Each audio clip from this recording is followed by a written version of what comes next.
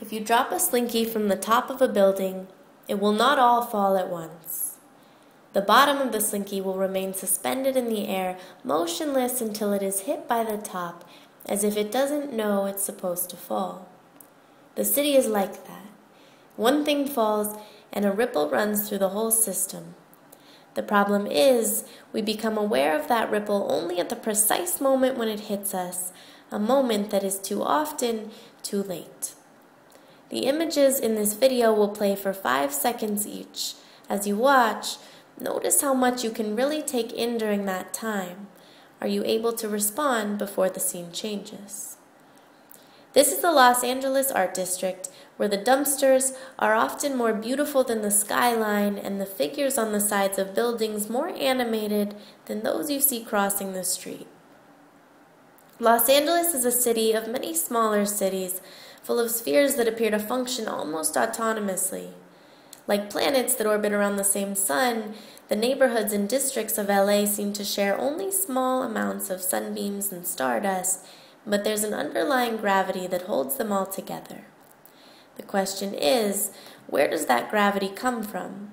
What is the network that holds together so vastly different districts like Hollywood and Watts when so many socioeconomic forces are driving them apart? Today, I wander through one small hub. If the city is like the falling slinky, I am exploring one loop at the bottom, trying to figure out what is happening at the top.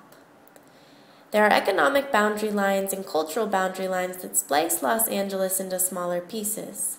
Districts are separated by names, architectural formats, and cultural makeup that draw its inhabitants to one district or another, and more often than not, keep them there.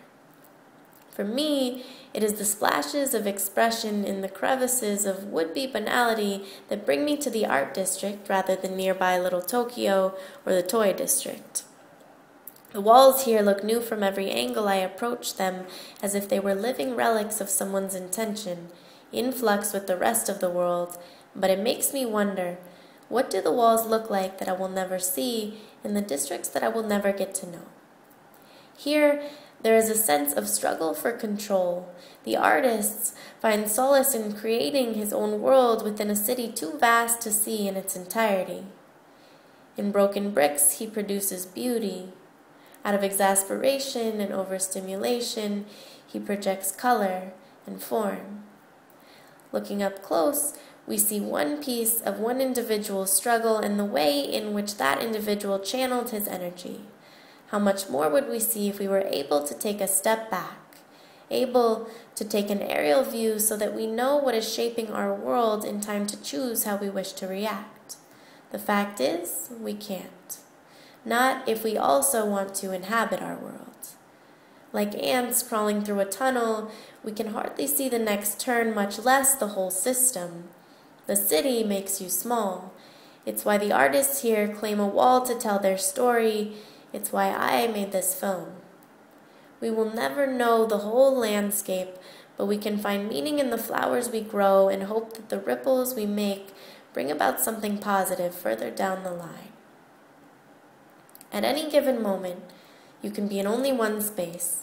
By stepping into one scene, you step out of an infinite number of other possible worlds. By opening one door, you close the rest. Especially in the city where there are so many competing forces at work, you never quite know what will happen or why. You just try to land on your feet. If you drop a slinky from the top of a building, it will not all fall at once.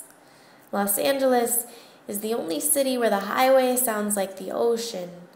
The traffic is always flowing, but no individual wave can see for long when or if it will reach the shore.